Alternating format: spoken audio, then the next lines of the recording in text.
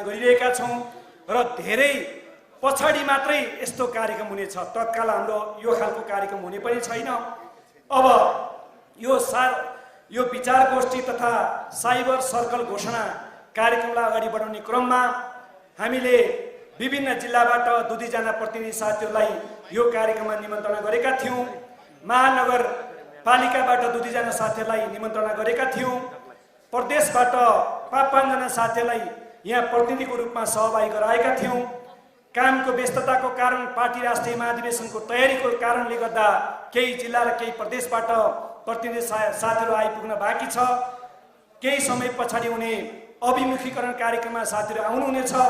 अहिले cyber circle यो घोषणा गर्दा हामीले 301 जनाको साइबर सर्कल बनाउने छौं। केन्द्रमा यो केन्द्रलाई हामीले प्रदेश, जिल्ला र स्थानीय तहमा विस्तार गर्नेछौं। यहाँ प्रतिनिधिको रूपमा आउनुभएका साथीहरू त्यो साइबर सर्कलको केन्द्रीय टिमको सदस्य रहनुहुनेछ। यी नामहरू पछि घोषणा गर्ने शर्तमा अहिले साइबर सर्कलको केन्द्रीय संयोजक हाम्रो स्थायी कमिटीका सदस्य कमरेड मदन भण्डारीलाई हामीले केन्द्रीय संयोजक बनाएका छौं। उहाँलाई साइबर सर्कलको संयोजकको घोषणा गर्दै अगाडि प्रमुख अतिथि, विशेष अतिथिबाट शुभकामना बधाई दिनको लागि हार्दिक आमन्त्रण गर्दछु कमरेड मदन भण्डारी। त्यसैगरी यो साइबर सर्कलको संयोजकलाई ल्यापटप हस्तान्तरण गरिदिनका लागि प्रमुख अतिथिलाई अनुरोध गर्दछु।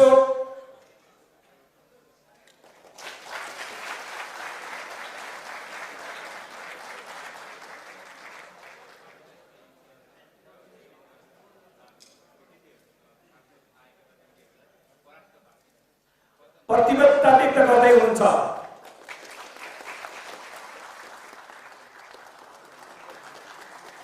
हार्दिक बधाई छ मदन भण्डारीजीलाई, सफलताको शुभकामना छ।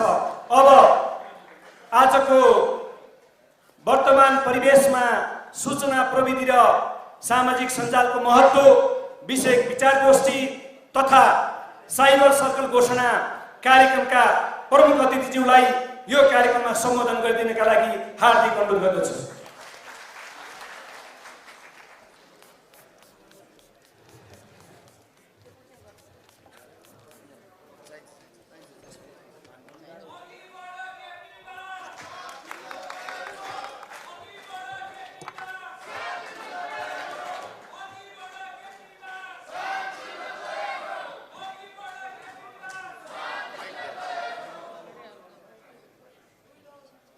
यस कार्यक्रमका अध्यक्ष महोदय,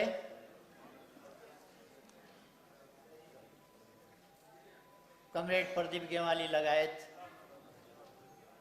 पार्टीका नेता साथीहरू, युवा संघका पदाधिकारी साथीहरू, युवा संघका पूर्व पदाधिकारी साथीहरू, साइबर सर्कल का संयोजक मदन भण्डारी जी र साइबर सर्कल सँग सम्बद्ध आबद्ध अरू साथीहरू र यसलाई माया गर्ने साथीहरू, कलाकार मित्रहरू सहित कलाकारहरू त निस्किनु भयो क्या?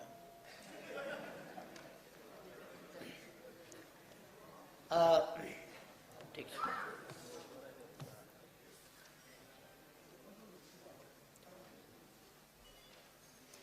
तपाईहरुले बदलिदो परिस्थिति, राष्ट्रका बदलिदो आवश्यकता, मानव जातिका आवश्यकता र तिनलाई परिवर्ती गर्ने सम्बन्धमा प्रविधिको विकास, यी कुराहरूलाई ध्यानमा राखेर यिनको महत्त्वलाई बुझेर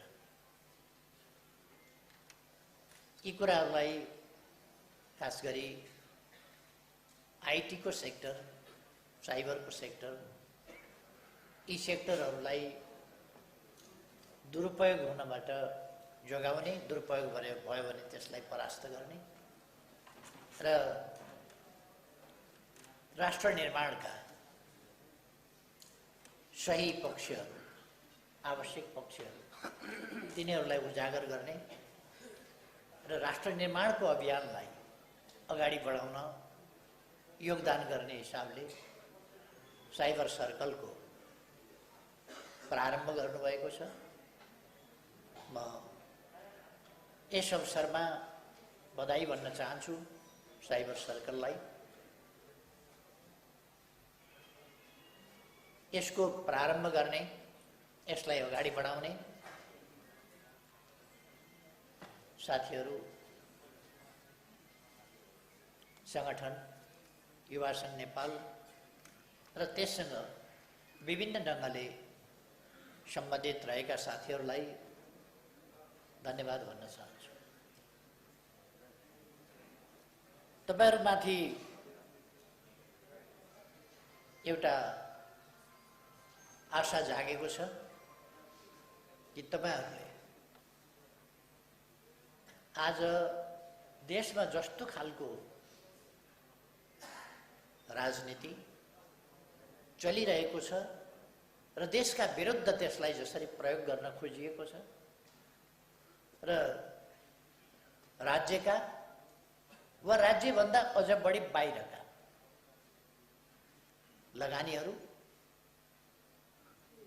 परोक्ष प्रत्यक्ष अनेक प्रकारका, खास गरी परोक्ष लगानीहरू, नदेखिने गरी बाह्य लगानी सञ्चारको क्षेत्रमा यो डरलाग्दो कुरा छ। सञ्चारको माध्यमबाट सूचना प्रविधि यो सबै कुरा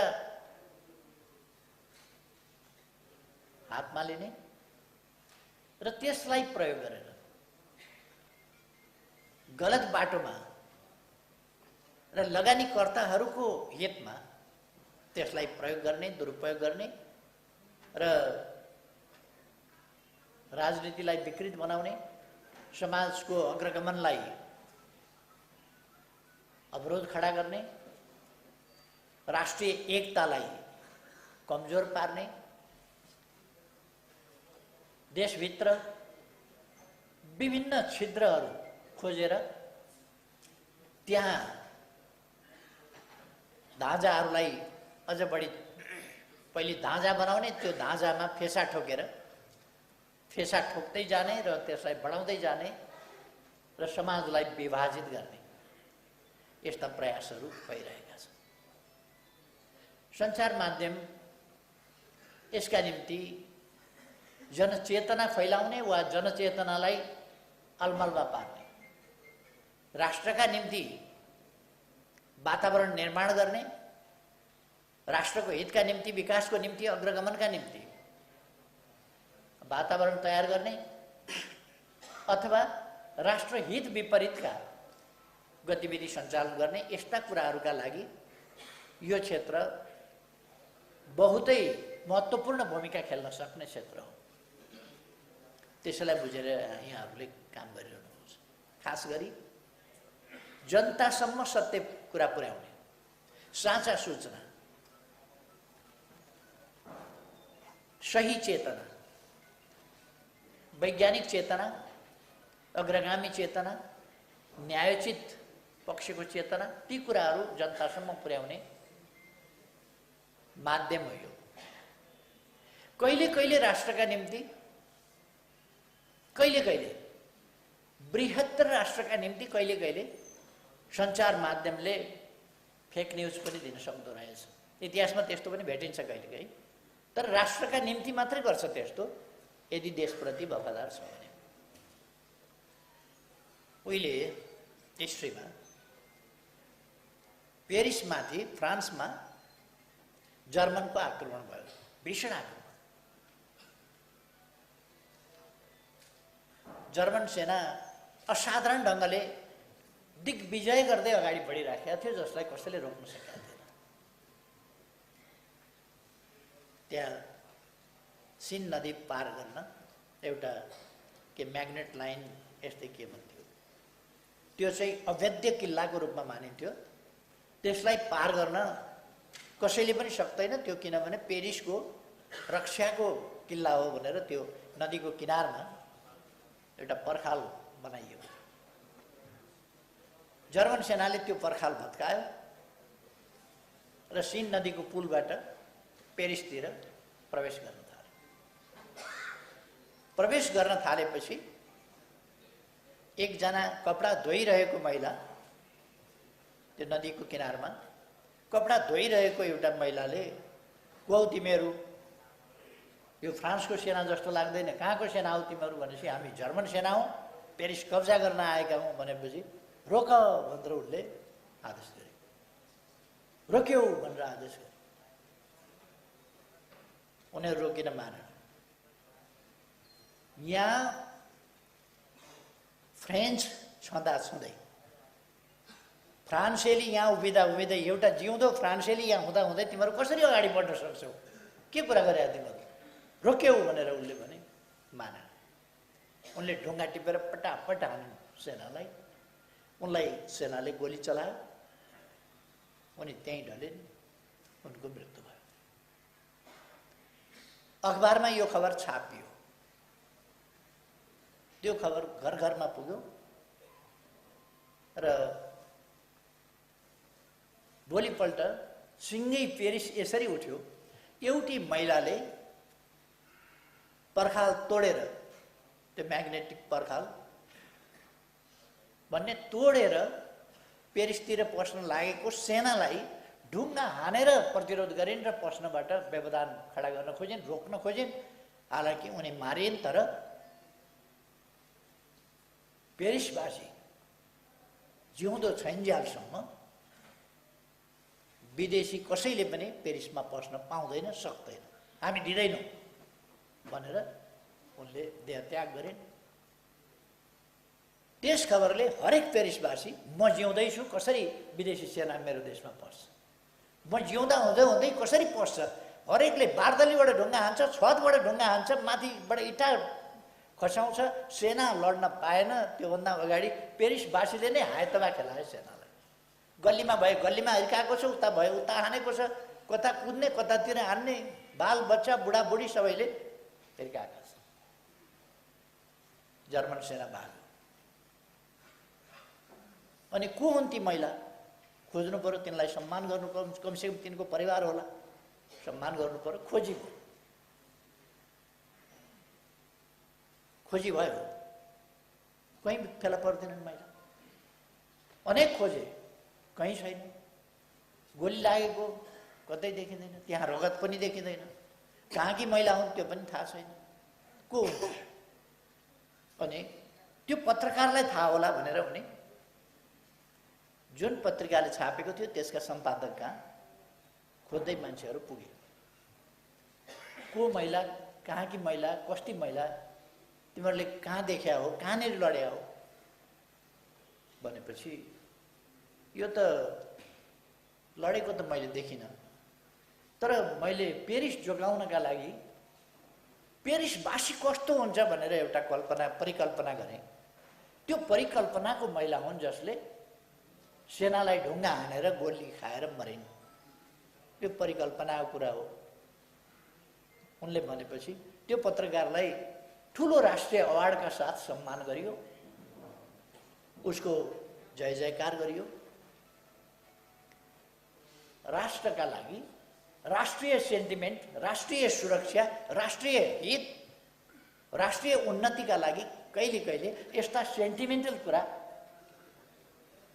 सही नभएर कथानक भए पनि, परिकल्पना भए पनि कहिले कहिले सञ्चार माध्यमहरूले गर्छ। राष्ट्रका निम्ति जो सही होइन भनेर कसैले त्यसलाई चुनौती दिइरहँदैन, तर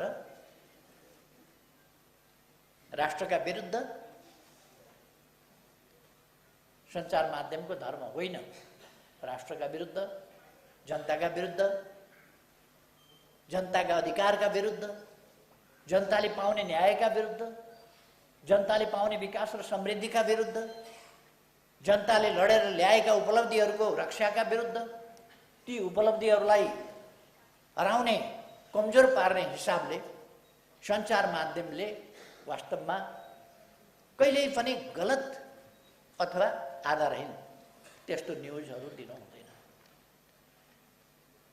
तर नेपालमा तपाईँ हामीले देखेका छौँ हाम्रा उपलब्धि, हाम्रा ठुला ठुला उपलब्धि, हामीले गरेका नेपालीपनका कामहरू,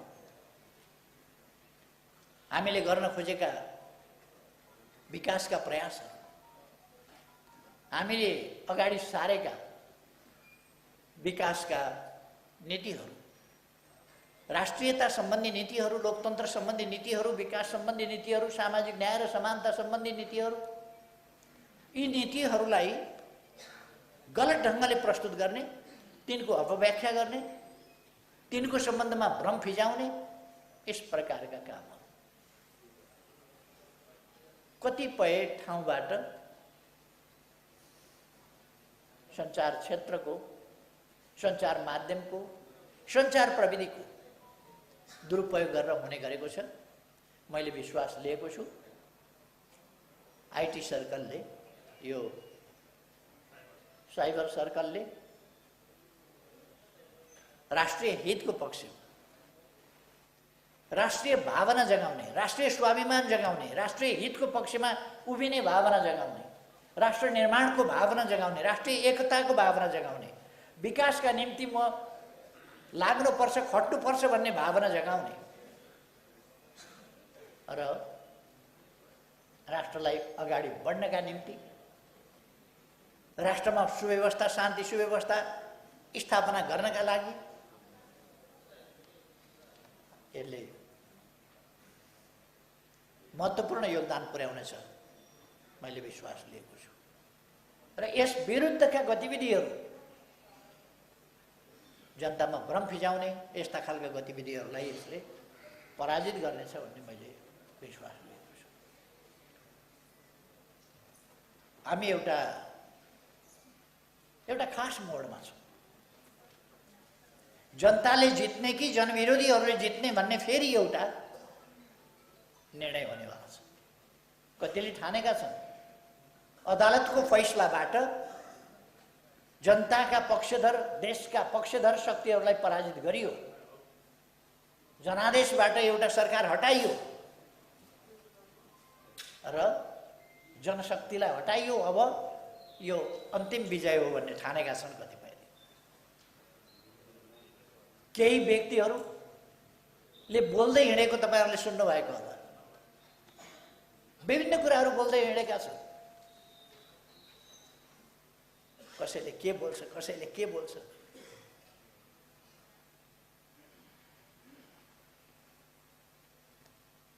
एकजना 7 वर्ष जति अगाडि होला अध्यक्षको चुनावमा मसँगै पराजित भएको मान्छेले हिन्दी फिल्मको भिलियनको डायलग बोलेछन् अस्ति।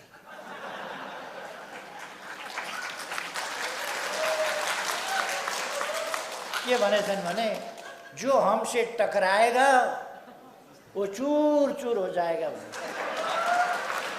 त्यसो भए त 7 वर्ष अगाडि नै चूर चूर भइसक्नु पर्ने हो त। 7 वर्ष अगाडि हारेको मान्छेले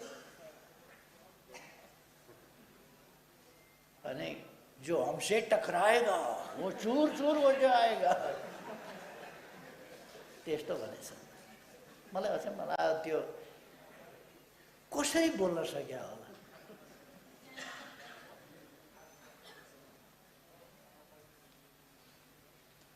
कतिपयका कुराहरू तपाईँहरूले सुन्नै भएको छ। अनेक प्रकारका झुट, भ्रम र भ्रमित पार्ने कोसिसका कुराहरू। यो प्रतिक्रियावादी खेमा भन्दा पनि नयाँ प्रतिक्रियावादीहरू छन् नि। हिन्दीमा भन्छ एउटा नयाँ मुल्लाले बढी प्याज खान्छ। केही नयाँ मुल्लाहरू छन्, नयाँ काङ्ग्रेसहरू छन्, नयाँ काङ्ग्रेसका समर्थकहरू छन्, काङ्ग्रेसका पिछलग्गुहरू छन् केही नयाँ। उनीहरूले ठुल्ठुला डल्ला प्याज कराप कराप चपाएको देखिन्छ एमालेको सम्बन्धमा बोल्दाखेरि। यसमा हामीले धेरै केही भनिरहनु पर्ने छैन। यी 2-4 दिनका मेहमान अहिले काङ्ग्रेसको, मैले अघि एउटा इन्टरभ्यूलाई पनि भने, इन्टरभ्यू दिँदा यी काङ्ग्रेसको पुच्छर समातेर हिँडेर बडा फुर्ती लागिराखेको छ। पिठ्यौमा एउटा झिँगो बस्यो भने काङ्ग्रेसले पुच्छर यसो पारेर हल्लाइहाल्छ, यी कहाँ झट्किएर यिनलाई पर्खिएर पुच्छर छोडिदिएर बस्छ काङ्ग्रेस। काङ्ग्रेसलाई अलिकति झिँगासिँगाले केहीले टोक्यो पिठ्यौमा भने पुच्छरले त त्यो झिँगो त दबाउनु पर्यो, फट्याक्क पार्दाखेरि कहाँ झट्किने हुने। काङ्ग्रेसका पुच्छरले यत्रो धाक लाउने एमालेसँग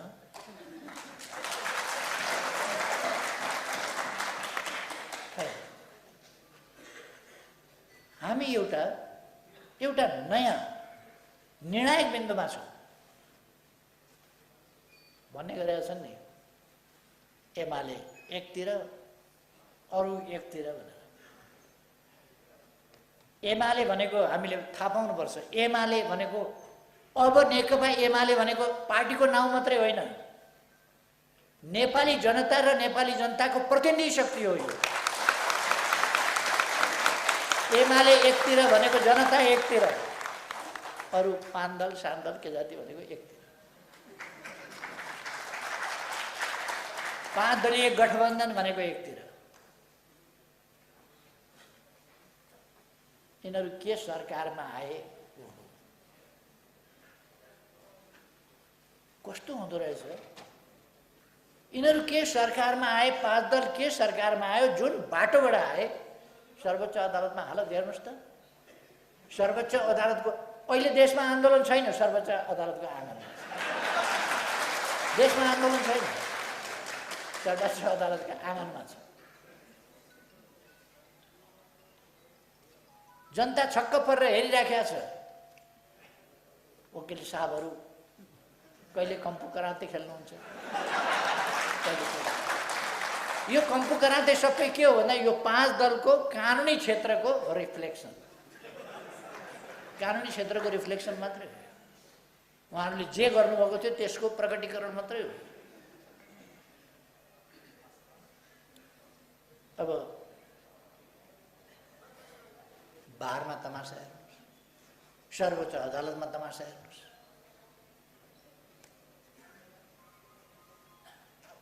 यो 5 दलीय गठबन्धनको सरकार भएपछि यस्तो नभएर के हुन्छ, यस्तै हुनुपर्छ, यस्तै भनेको।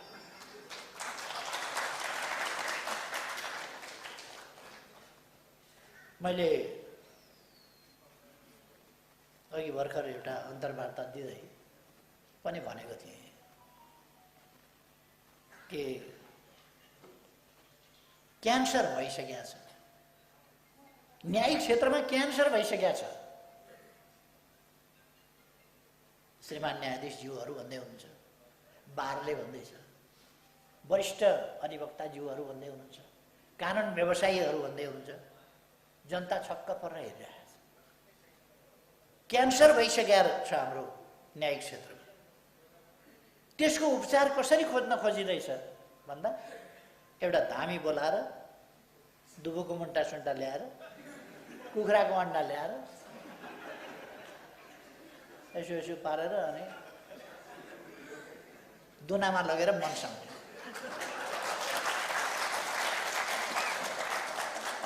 त्यो बिचरो अन्डा मनसाएर अन्डा पर लगेर राखेर क्यान्सर निको हुन्छ? अपरेसनको आवश्यकता छ, केमोको आवश्यकता छ। बिमार त्यो तहको छ। मैले भने एउटा लडाइँ छ। नेपाली जनता राष्ट्रियताको पक्षमा उभिँदै आएको र उभिने जनता, लोकतन्त्रका लागि लडेको, बलिदान दिएको जनता, सामाजिक न्याय र समानताका लागि लडिरहेको जनता, देशमा समृद्धि हासिल गर्न खोज्ने, त्यसका लागि प्रयासरत जनता र ती कुराहरू हुन नदिने, शान्ति स्थायित्व हुन नदिने अस्थिरताको खेती गर्ने प्रतिगामी शक्तिहरू, एकातिर जनता। यसका बीचमा एउटा निर्णायक बिन्दुमा हामी पुगेका छौँ, एउटा ध्रुवीकरणको स्थितिमा गइरहेको छ। त्यसकारण हाम्रो साइबर सर्कलले बुझ्न पर्दछ, हामी एउटा गम्भीर लडाइँमा छौँ, गम्भीर वैचारिक लडाइँमा छौँ, गम्भीर राजनीतिक लडाइँमा छौँ, गम्भीर उद्देश्यहरूका भिन्नताका लडाइँमा छौँ। के गर्ने, देश बनाउने कि बिग्रिन दिने, यस लडाइँमा छौँ। र यसमा हामी हरेक ठाउँबाट जो जहाँ छ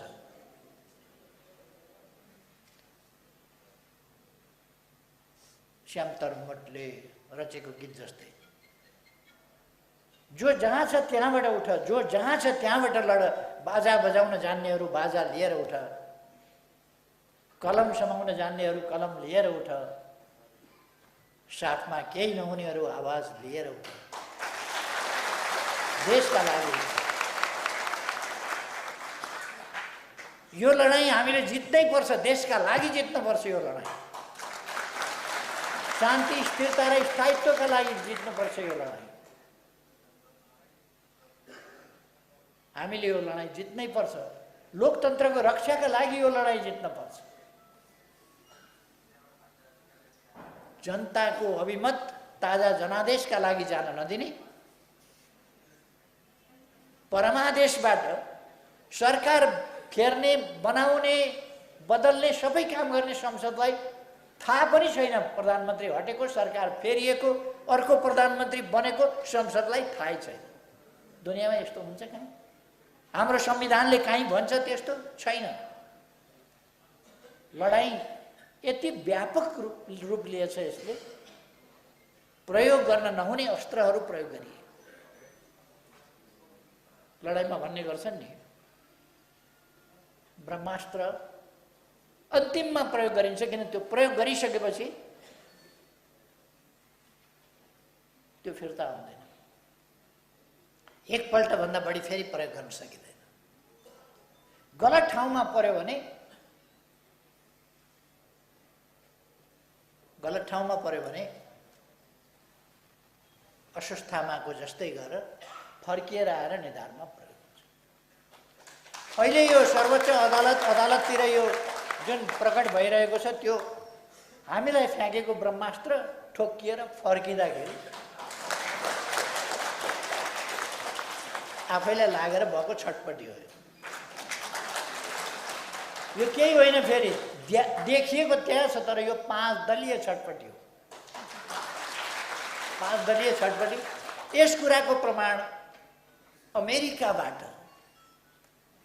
सर्वोच्च अदालतका श्रीमान न्यायाधीशले अमेरिकाबाट इमेल पठाएर साबिती बयान दिनुभयो। त्यहाँसम्म पुगेछ। यस लडाईँमा ब्रह्मास्त्रको प्रयोग हुने ठाउँसम्म पुगेछ लडाईँ। यो देशलाई अगाडि बढ्न नदिने, सकेदेखि धरारा, यिनले गएर सकेदेखि धरारा ढाल्दै, तर जनता यहाँ जिउँदैछ। रानी पोखरी पुर्थे यिनले, तर जनता जिउँदैछ। यिनले सकेदेखि चुच्चे नक्सा च्यात्थे।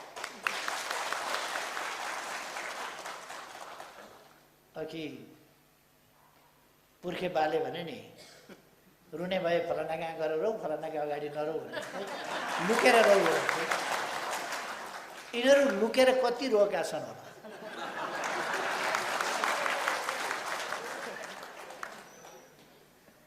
लुकेर यिनले धराराको फोटो भेट्टायो भने कसैले नदेख्ने गरी उत्तातिर गएर च्यात्छ।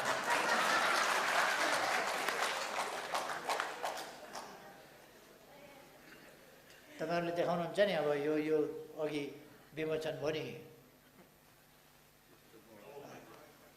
त्यो अब यो अहिले विमोचन हुनेवाला छ तस्बिरमा ओली सरकार भन्ने, त्यो किनिकन पनि च्यात्छ।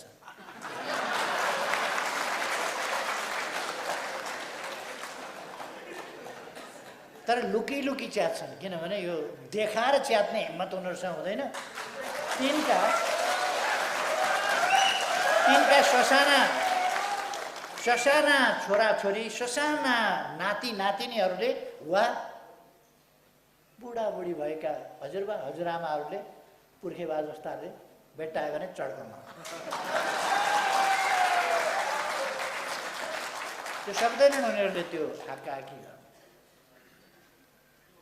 हामी यो लडाइँमा छौँ र यो लडाइँ हामीले जित्नै पर्छ। यो लडाइँ हामी कुनै गलत मनसाय गलत उद्देश्यका लागि लडिरहेका छैनौँ, देशका निम्ति लडिरहेका छौँ। यो हाम्रो साझा लडाइँ, देशको लडाइँ, जनताको लडाइँ, यो राष्ट्रियताको लडाइँ हो। यो लोकतन्त्रको रक्षाका निम्तिको लडाइँ हो। यो संविधानको रक्षाको निम्तिको लडाइँ हो। यो हामीले प्राप्त गरेका उपलब्धिहरूको रक्षाको निम्तिको लडाइँ हो। यो लडाइँ विकासका हाम्रा प्रयासहरूलाई फेरि सुचारू गर्ने हाम्रो अठोटको लडाइँ हो। देश बर्बाद हुन नदिने र नेपालीलाई सधैँ खाडीकै मुलुकमा धाउनु पर्ने जीवन निर्वाह गर्न हाम्रा युवाहरू लाखौँ दशौँ लाखको सङ्ख्यामा, 40 लाखको सङ्ख्यामा खाडीका मुलुकहरूमा जानुपर्ने, अन्त गएर रोजगारीका अवसर लिएर 50 डिग्री सेल्सियसमा काम गरेर आउनुपर्ने स्थिति, यो अन्त्य गर्नका निम्तिको हाम्रो लडाइँ हो।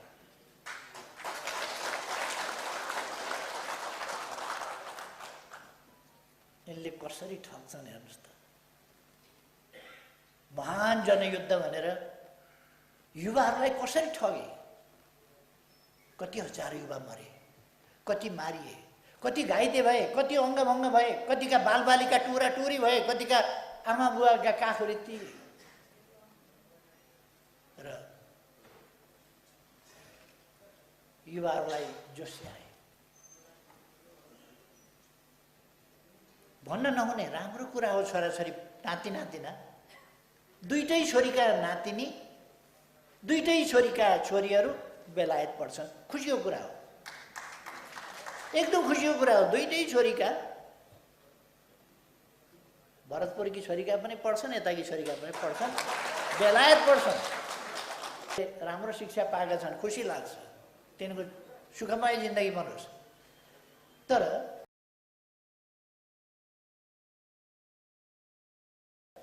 सुखमय जिन्दगी तिनको मात्रै नबनोस् न, अरूको पनि बनोस्। अरूका छोराछोरीलाई उल्क्याएर हुन दिने, अरूका छोराछोरीलाई बर्बाद गरिदिने, अरूका नाति नातिनीहरूलाई बर्बाद गरिदिने, उल्क्याएर देशलाई द्वन्द्वमा फसाइदिने तपाईँ हामी सम्झौँ त। एउटा जातको बाहुल्यता भएको गाउँबाट अर्को जातको बाहुल्यता भएको गाउँमा जान नसक्ने, ओल्लो गाउँ पल्लो गाउँ जान नसकिने अवस्था सुरु भइसकेको छ नेपाल। त्यो अवस्था भइसक्यो। एउटा जात बसेको गाउँबाट अर्को जात बसेको गाउँमा जान नसकिने अवस्था। चुनावभन्दा अगाडि हामीलाई तराई निषेध गरिएको थियो। कहाँ पुगेको थियो देश? कहाँ पुगेको थियो? त्यस प्रकारको घृणाभाव, घृणा फैलाउने काम अहिले पनि नेपाली जनताका बीचमा परस्परमा घृणा फैलाउने काम भइरहेको छ, गर्न खोजिरहेका छन्। हामी सजग हुनुपर्छ। हामीले साम्प्रदायिक विद्वेष होइन, सामाजिक सद्भाव कायम गर्नुपर्दछ। सामाजिक सद्भाव मार्फत राष्ट्रिय एकता कायम गर्नुपर्छ। हामी त्यता लागेका। हाम्रो साइबर सर्कलले राष्ट्रिय एकताका निम्ति, सामाजिक सद्भावका निम्ति, त्यसका निम्ति काम गर्छ। अन्धविश्वासका विरुद्ध सही वैज्ञानिक तथ्ययुक्त आधारभूत कुराहरू बताउनका निम्ति जनतामा जान्छ। आफ्ना ज्ञानलाई, सिपलाई त्यसका निम्ति प्रयोग गर्छ। मैले अब धेरै समय नलिएँ। यो एउटा वर्ग सङ्घर्षको एउटा खास चरणमा आइपुगेका छौँ। हामीले पार्टी मिलाएर के गरेर बहुमत पुर्याउन खोज्यौँ, पुर्यायौँ पनि, तर केही मान्छेहरूलाई त्यो कुरा पचेन। अब पार्टी मिलाएर एकीकरण गरेर होइन, सम्पूर्ण पार्टीहरूभित्र रहेका देशभक्तहरू, सम्पूर्ण पार्टीभित्र रहेका लोकतन्त्रका लागि लडेका र लड्न चाहनेहरू, लोकतन्त्रको पक्षमा भएकाहरू, सम्पूर्ण पार्टीहरूभित्र रहेका सामाजिक सद्भाव,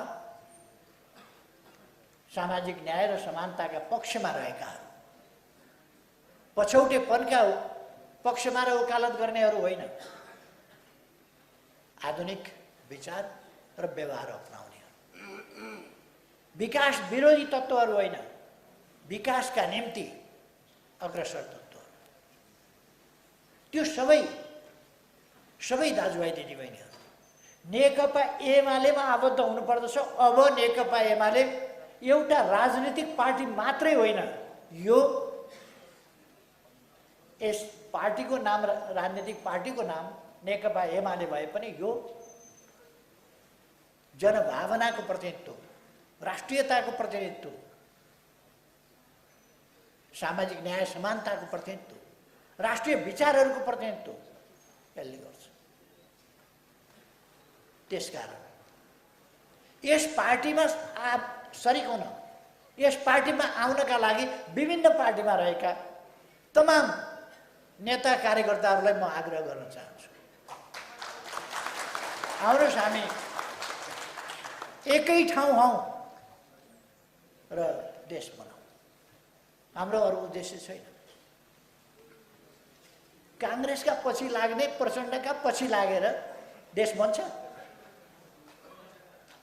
कम्युनिस्ट पार्टी, बहुमतको कम्युनिस्ट पार्टी फुटाएर चोइटो लिएर कुद्ने यस्ताहरूका पछाडि लागेर बन्छ? आफ्नै पार्टी 15 वर्षसम्म प्रमुख भएर तर मारेका मान्छे, त्यही पार्टीबाट प्रधानमन्त्री भएका मान्छे, त्यही पार्टी नफुटाइ नसक्ने, त्यही पार्टीको सरकार नढालि नसक्ने, त्यही पार्टीको सरकार ढाल्नका लागि मतदान नगरेर बाहिर निस्किएर काङ्ग्रेसलाई भोट दिन, पछाडिको ढोकाबाट लुसुक्क काङ्ग्रेसलाई भोट दिन कुद्नेहरूबाट देश बन्छ? यति साह्रो गैर जिम्मेवार तत्त्वहरूबाट देश बन्छ? यो सम्भव छैन। यस्ताहरूका बैशाखी टेकेर अनि पिङ खेल्दै हिँड्ने काङ्ग्रेस, त्यस्ता बैशाखीमा काङ्ग्रेस बुढो भयो। बुढो भएपछि न गोरुले जोत्छ न केही गर्छ। बुढो भएपछि धेरै दुध दिने गाईले पनि दुधै दिँदैन नि। काङ्ग्रेस बुढो भयो, नीतिमा बुढो भयो, विचारमा बुढो भयो, अठोटमा बुढो भयो, सङ्कल्पमा बुढो भयो, सबै कुरामा काङ्ग्रेस बुढो भयो। काङ्ग्रेस जस्तो पार्टीले हेर्नुहोस् त, प्रचण्ड र माधवको हात समातेर हिँडे। अनि यस्तो काङ्ग्रेसबाट अब बन्छ देश? त्यसकारण म विभिन्न पार्टीमा रहेका साथीहरूलाई आग्रह गर्न चाहन्छु, आउनुहोस् नेकपा एमालेमा सामेल भएर राष्ट्र निर्माण गरौँ। अरू केही उद्देश्य छैन एमालेको, राष्ट्र निर्माण गर्नु।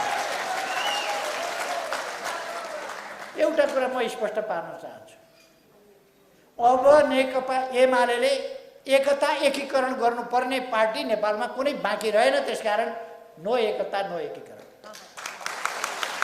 छैन। आउनुहोस् जो साथीहरू हुनुहुन्छ एमालेमा मिलेर काम गरौँ। एकता एकीकरणका वार्ता, यस्तो वार्ता को समाधान नेपालसँग गर्ने? एकीकरण माधव नेपालले अल्मल्याएर झुक्क्याएर लगेका साथीहरू निन्द्राबाट बिउजिनुहोस् र फर्किनुहोस्। प्रचण्डले कम्युनिस्टका नाउँमा, प्रचण्डको सबै चटक हेर्नुहोस् त, चटक गर्दा गर्दा प्रचण्ड देशको प्रधानमन्त्री, कार्यकारी प्रमुख, राष्ट्रिय सेना प्रचण्डको मातहतमा, 19,000 सेना आफ्नै क्याम्पमा, आफ्नै निजी सेना 19,000, राष्ट्रिय सेना पनि आफ्नै मातहतमा, तिनको व्यवस्थापन समुचित ढङ्गले गर्न नसकेर प्रधान सेनापति नेपाली सेनाको हटाएर राजीनामा दिएर ओह्रालो लाग्यो। ती सबै चिजको उपयुक्त ढङ्गले म्यानेज गरेको भए स्थिति फरक पर्थ्यो, देश अगाडि बढ्थ्यो। उद्देश्य बेग्लै भएपछि, बेग्लै मनसाय भएपछि समस्या समाधान गर्ने होइन। प्रचण्डले कुनै समस्या समाधान गरेर देख्नुभएको छ? जहिले पनि समस्या खडा गर्ने, समस्या खडा गर्ने। हामीलाई बिगार्न खोजेको थियो, नबिग्रिने देखेपछि टाप, कहाँ बिग्रिन्छ? अब काङ्ग्रेसलाई समातेको छ। काङ्ग्रेस, म चेतावनी दिन चाहन्छु, काङ्ग्रेस होसियार, प्रचण्डले भ्याइदिन्छन्। हामीलाई भ्याउन खोजेको थियो प्रचण्डले। त्यसकारण हामी एउटा उद्देश्य बोकेर हिँडेका छौँ। त्यस उद्देश्यका लागि सबै क्षेत्रबाट हाम्रा प्रयासहरू अगाडि बढ्छ। साइबर सर्कल आफ्ना ठाउँबाट आफ्ना प्रयासहरू, यी उद्देश्य, यी विचारहरूलाई बुझेर अगाडि बढोस्। हामी त्यही आग्रह गर्दछौँ, म त्यही आग्रह गर्दछु। मैले विश्वास लिएको छु साइबर सेना, पहिले साइबर सेना भनिन्थ्यो, अहिले साइबर सर्कल भन्नुभएको छ तपाईँहरूले, यो नाम झन् राम्रो छ। साइबर सर्कल सफल हुनेछ भन्ने मैले विश्वास लिएको छु। सफल होस्, शुभकामना भन्न चाहन्छु। अब पर्सि महाधिवेशन छ। सबै भाइ बहिनीहरू, यो सर्कल नै मोबिलाइज हुनेछ। मोबिलाइजेसनको सुरु त्यसै आफ्नो दिमाग, आफ्ना उद्देश्य, आफ्नो मोबाइल, आफ्नो ल्यापटप, आफ्ना औलाहरू, बस देशका लागि सक्रिय हुनेछ। हाम्रो काम, हाम्रो आचरण सक्रियता, हाम्रो स्वभाव सक्रियता, सक्रियताका साथ जुट्नुहोस्। म तपाईँहरू सबैलाई धेरै धेरै शुभकामना भन्न चाहन्छु। स्वास्थ्य राम्रो रहोस् सबैको। तपाईँहरू सफल हुनुहोस्। धन्यवाद।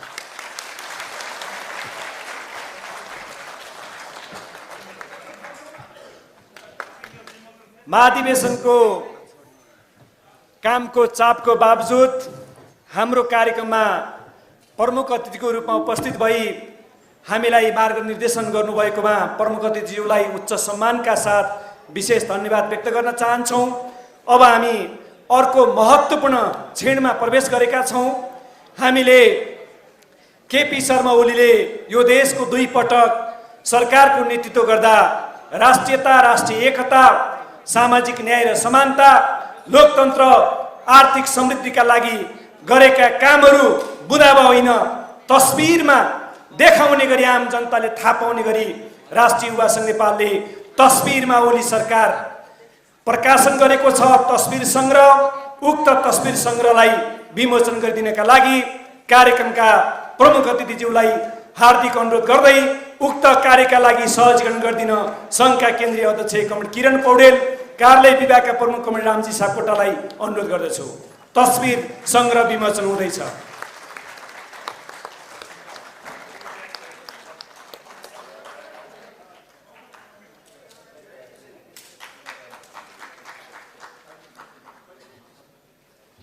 हामी उहाँको नेतृत्वमा भएका कामहरू तस्बिरमा श्रवण गर्न पाउनेछौँ यो तस्बिर सङ्ग्रह मार्फत।